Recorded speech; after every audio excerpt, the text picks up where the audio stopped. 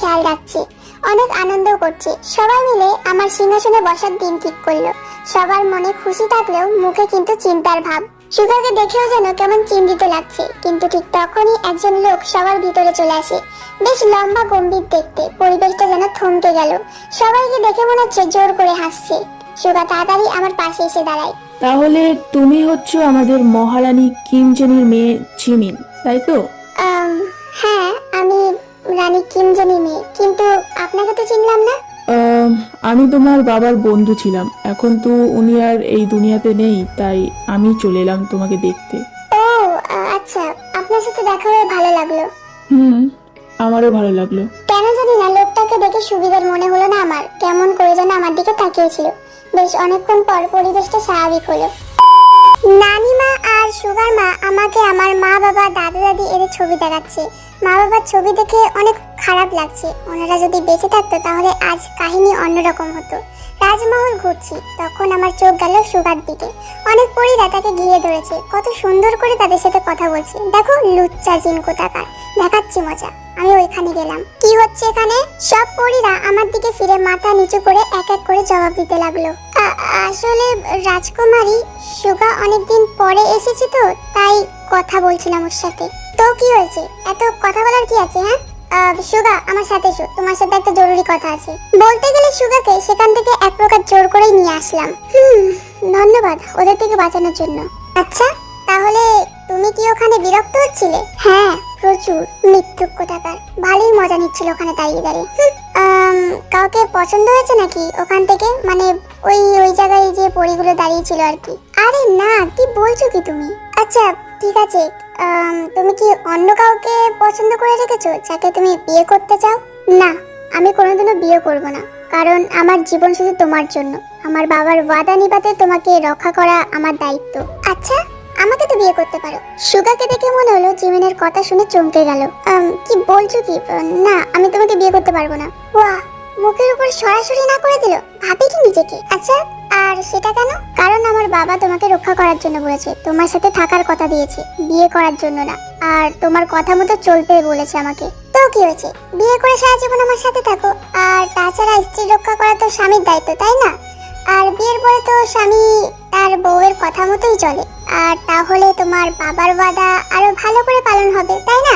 জিমিনের কথা শুনে সুগা মনে হলো একটু ভাবনার জগতে চলে গেছে। কিন্তু কিছুক্ষণ পর ভেবে বলল, আমি এত কিছু জানি না, জাস্ট বিয়ে করতে পারবো না তোমাকে, ব্যাস। তুমি কি ভাবছো তোমাকে বিয়ে করার আমারও কোনো শখ নাই? আমি তো এমনি বলছিলাম। দূর, সেখান থেকে মুখ ভেঙে চলে আসলাম আমি। ভাবে কি নিজেকে? কিন্তু আমার নামও জিমিন। যদি তোমার মুখ থেকে ভালোবাসি কথাটা না বের করতে পেরেছি না, তাহলে আমার নাম জিমিন না। মহলে হাঁটছি, কিন্তু কিছু কিছু জিন আমার কাছে বেশ অদ্ভুত লাগলো। হয়তো প্রথম এসেছি তাই। বাগানের দিকে গেলাম। বাগানটা বেশ সুন্দর করে সাজানো। মনে হচ্ছে পৃথিবীর সব ধরনের ফুলের উৎস এখানে। এমন কোনো ফুল নেই যে এখানে নেই। বাগানটা এত বড় যে একদিন হেঁটে শেষ করা যাবে না মনে হয়। সুন্দর বাতাস বইছে। আমি চারপাশটা একটু হেঁটে দেখছি। যেতে যেতে দেখি সুগা বাগানের সবুজ ঘাসে বসে আছে। দেখে অনেক চিন্তিত মনে হলো। মনে হচ্ছে কি যেন গভীর মনোযোগ দিয়ে ভাবছে। আমি সুগাকে এত চিন্তিত ভাবে প্রথম দেখলাম। আমি গিয়ে ওর পাশে বসলাম, কিন্তু সেদিকে তার কোনো খেয়ালই নেই। আমি সুগাকে ডাক দিলাম, সুগা, সুগা। ও তুমি? কেন, অন্য কারোর কথা ভাবছো নাকি? অন্য আর কার কথা ভাববো? তার মানে আমার কথা ভাবছিলে? বুঝেছি বুঝেছি। তোমার মনে হয় না যে তুমি একটু বেশি বোঝো? আচ্ছা যাই হোক, এটা বলো যে তুমি এখানে কি করছো? কিছু না, জাস্ট একটু বসেছিলাম এখানে। আমার থেকে কিছু লুকাচ্ছ নাকি তুমি? জিমিনের কথা শুনে সুগা একটু অস্থির হয়ে বলে ওঠে, না, আমি কি লুকাবো তোমার থেকে। আচ্ছা চলো ভিতরে যাওয়া যাক। হ্যাঁ ঠিক আছে চলো। আমরা আবার ভিতরে যাই। সেখানে খাওয়ার আয়োজন করা হয়েছে একটা বড় টেবিলে। আমরা সবাই খেতে বসি। ঠিক তখনই সুগার মা বলে ওঠে, বলছি সুগা, তোমার বিয়ের বয়স তো হয়ে এলো, এবার বিয়েটা তো করে ফেলো নাকি? মা, আমি বলেছি না যে আমি বিয়ে করব না। কেন শুনি? তোমার বাবা তো আর এটা বলে যায়নি যে তুমি বিয়ে করতে পারবে না। আপনি একদম ঠিক বলেছেন খালামণি। কেন বিয়ে করবে না তুমি? বিয়ে তোমাকে করতেই হবে। আরে আজব তো। এবার তো কথা শোন দয়া করে। দেখ, তোর বাবা এটা বলেছিল যে জীবনের সব কথা মানতে। এখন তো রাজি হয়ে যা। তোমরা মানবে না তাই তো? ঠিক আছে, ওকে, আমি বিয়ে করব। ওকে? সত্যি বলছিস তুই? বিয়ে করবি তো? ঠিক আছে, তোর জন্য আমি অনেক সুন্দর সুন্দর পরী দেখে রেখেছি।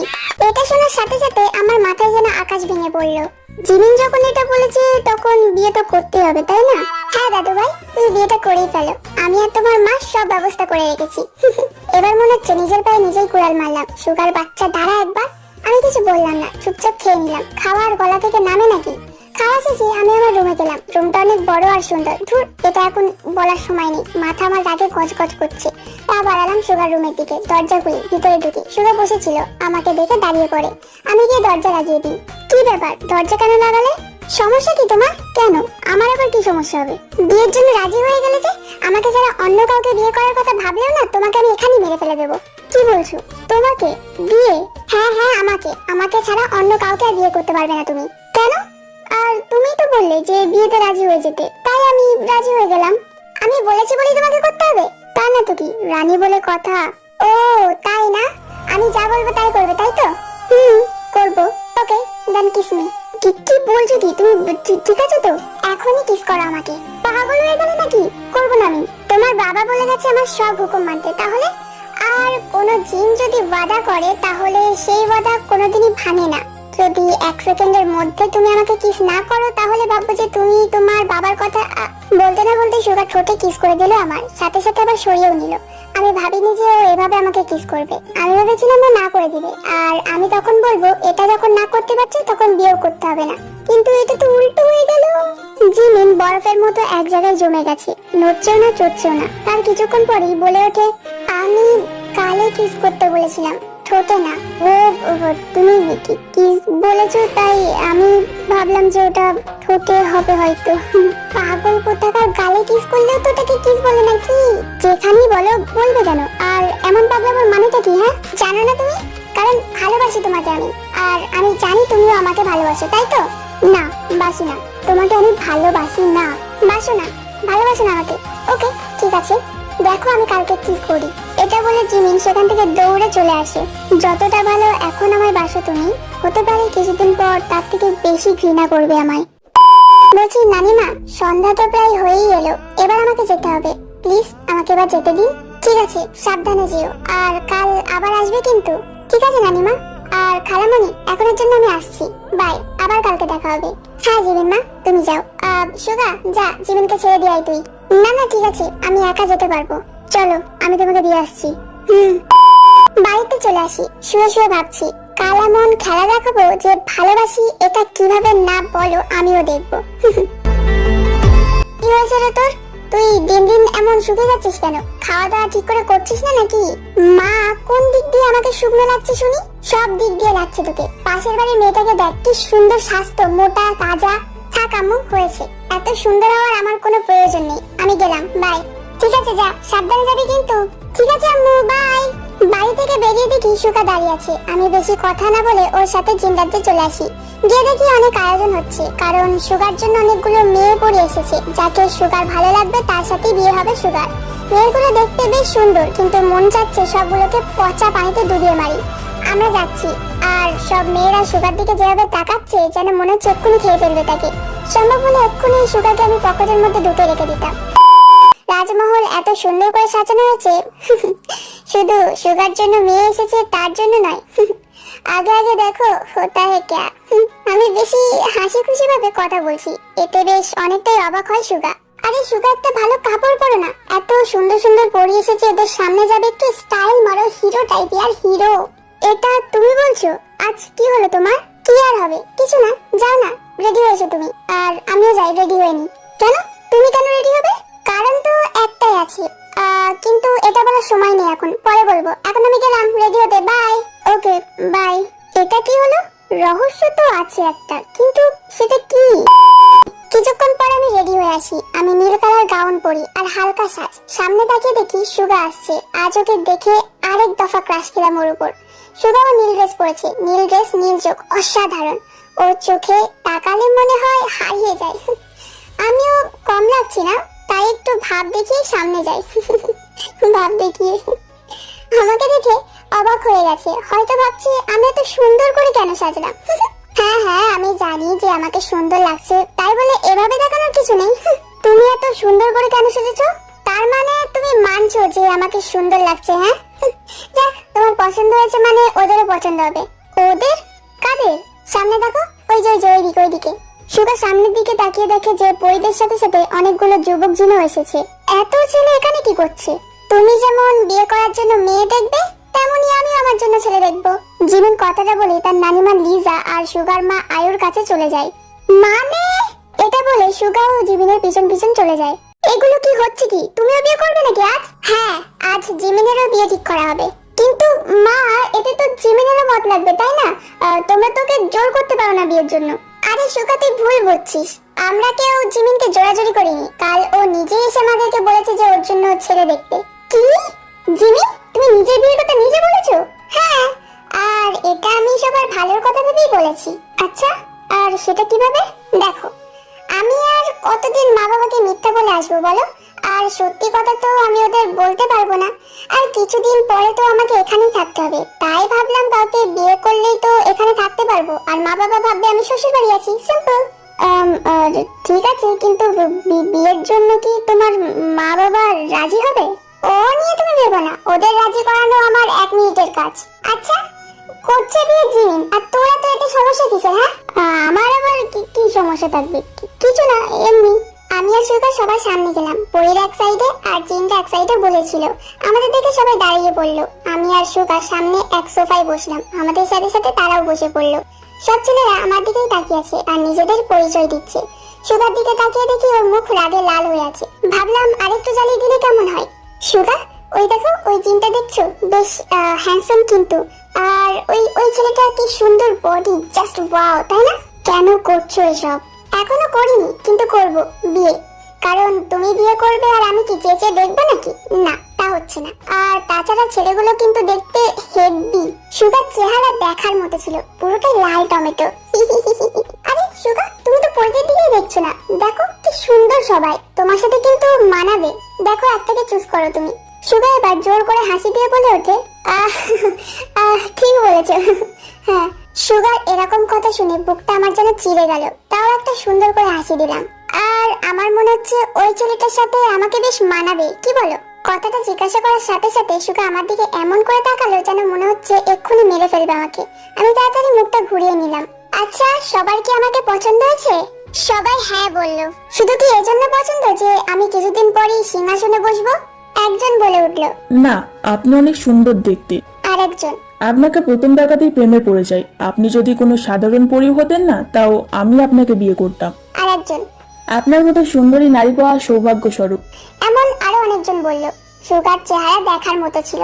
আমার অনেক আনন্দ হচ্ছে, কিন্তু অনেকজন কিভাবে যেন তাকিয়ে আছে, একটু অদ্ভুত লাগছে আমার। আমি এমনি জিজ্ঞাসা করলাম, আমার মধ্যে কি এমন বেশি ভালো লেগেছে? অনেকে ভালো ভালো উত্তর দিলেও কিছু জনের উত্তর আমার নিজেও যেন কেমন একটা লাগলো আমার।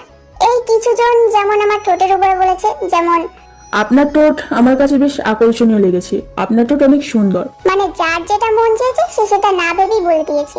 এটা শোনার সাথে সাথে সুগা দাঁড়িয়ে পড়ে আর আমার হাত ধরে দাঁড় করায়। আমাকে ধরে টেনে নিয়ে যেতে যাবে, ঠিক তখনই আমি তাড়াতাড়ি বলি সবাইকে, আমাদের মতামত একটু পরে সে জানাবো। আর বলা শেষ করতে না করতে আমাকে টেনে নিয়ে যায় তার সাথে। দেখেই বোঝা যাচ্ছে যে বেশ রেগে আছে। আমাকে তার রুমে নিয়ে যায়, নিয়ে দরজা লাগিয়ে দেয়। সুগা, তুমি কি? কিছু বলার আগেই আমাকে দেওয়ালের সাথে চেপে ধরে আমার ঠোঁটে ঠোঁট লাগিয়ে দেয়। সব রাগ যেন আমার ঠোঁটের উপর দিয়ে যাচ্ছে। এমন ভাবে রেগে আছে আমি তাকে সরাতেও পারছি না। আমার ঠোঁটের সব লিপস্টিক মনে হচ্ছে সে খেয়েই ফেলেছে। ক্লান্ত হয়ে ওকে ছাড়ানোর চেষ্টা ছেড়ে দিই, চোখ বন্ধ করে নিই। এখনো ছাড়ছে না। এবার আমি ব্যথা পাচ্ছি, খুব ব্যথা পাচ্ছি। আমার দম বন্ধ হয়ে আসছে। এবার অনেকক্ষণ পরে ছাড়লো। আমি হাঁপাচ্ছি। চুপচাপ এখানে বসে থাকবে, নিচে আসার ভুলও করবে না, তুমি বুঝেছো? আমি এই অবস্থায় নিচেও যেতে পারবো না। আর আমার সাথে এমনটা কেন করলে? এখনো তো আমি কিচ্ছুই করিনি। আর আমার কথা না শুনলে আমি তোমার সাথে এমন কিছু করব যেটাতে তুমি না পারবে আমাকে ছাড়তে আর না পারবে কোথাও যেতে। রাগে গজগজ করতে করতে চলে গেল, সাথে আবার দরজা বন্ধ করে। আমি শুধু চলে যাওয়ার দিকে তাকিয়ে রইলাম। আয়নার দিকে তাকিয়ে দেখি ঠোঁটের অবস্থানে লিপস্টিক তো নেই, তাও ফুলে লাল হয়ে আছে।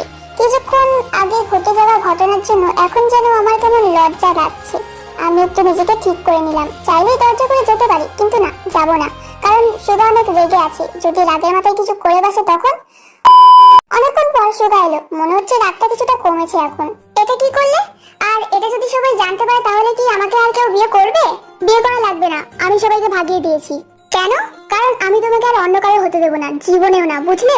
কিন্তু কেন? তুমি তো আমাকে ভালোবাসো না, তাই না? কে বলেছে বাসি না? হ্যাঁ, অনেক ভালোবাসি তোমায়। সেই ছোট্ট থেকে সবসময় তোমাকে দূর থেকে দেখতাম। আমার থেকে বেশি ভালো তোমাকে আর কেউ বাঁচতে পারবে না, বুঝলে? আন্ডারস্ট্যান্ড? I love you. সেটা তো আমি জানি, শুধু তোমার মুখ দিয়ে শুনতে চেয়েছিলাম। শোনা হয়েছে? এবার আর তোমার মুখ দিয়ে অন্য কারোর নাম শুনে না, এবার তুমি বুঝে নাও তোমার সাথে আমি কি করব।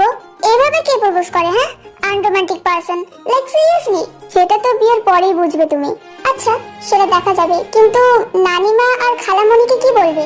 ও তুমি চিন্তা করো না, ওদেরকে আমি সামলে নিয়েছি। তাহলে তো ঠিক আছে, কিন্তু এখন আমার বাড়ি ফিরতে হবে। এত তাড়াতাড়ি? আর একটু থেকে যাও না। আজ আমাকে তাড়াতাড়ি যেতে হবে, কারণ আম্মা আমাকে তাড়াতাড়ি বাড়ি ফিরতে বলেছিল আজ। ওকে দেন, চলো আমি তোমাকে দিয়ে আসছি। ওকে চলো।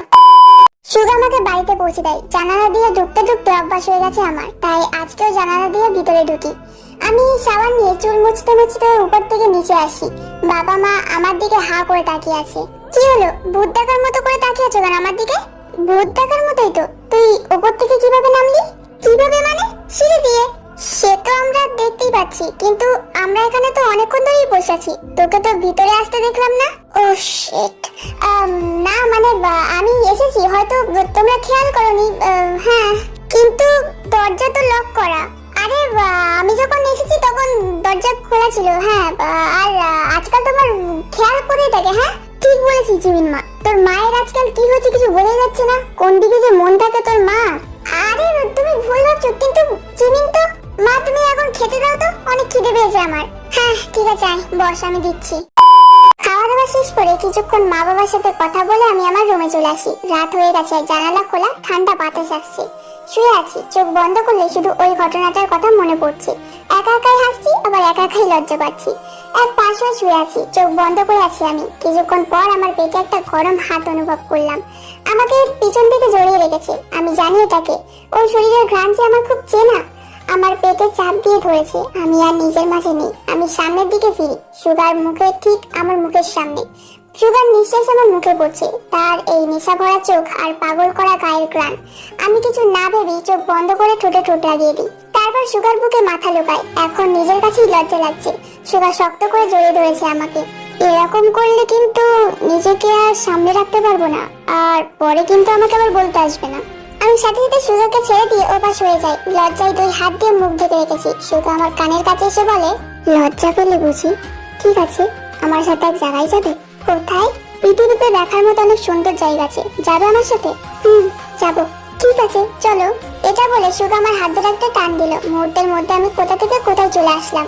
জায়গাটা বেশ সুন্দর, চাঁদনি রাত, চারদিকে নানা রকম ফুল, সামনে ঝর্ণা বইছে, সবুজ ঘাস, ঠান্ডা হাওয়া, অনেক ভালো লাগছে। আমি ঘাসে বসে আছি আর সুগা আমার কোলে মাথা রেখে শুয়ে আছে। আমরা এখানে কেন এসেছি? এটা আমার পছন্দের জায়গা। আমি যখনই কোনো চিন্তায় থাকি তখনই এখানে আসি আমি। তাহলে এখন কিসের চিন্তা তোমার? কই না তো, না তো, কিছু না, এমনি তোমাকে দেখানোর জন্য এনেছি এখানে। ও আচ্ছা আচ্ছা, তুমি আমাকে বিশ্বাস করো তো? নিজের থেকেও বেশি। কোনোদিন ছেড়ে যাবে না তো আমায়? কোনোদিনও না। কিন্তু তুমি এইসব বলছো কেন এখন? এমনি। সুগাকে এত চিন্তিত লাগছে কেন? কিছু কি লুকাচ্ছে আমার থেকে? মনে তো হচ্ছে, কিন্তু কি সেটা? না না, আমি ঠিকই ভাবছি। ধুর, হয়তো কাল জিনকে কিভাবে মারবে সেটাই ভাবছি। কি করে তোমাকে সত্যিটা বলবো বলো তো? আমি নিরুপায়। আমাকে এটা করতে হবে। পারলে আমাকে মাফ করে দিও।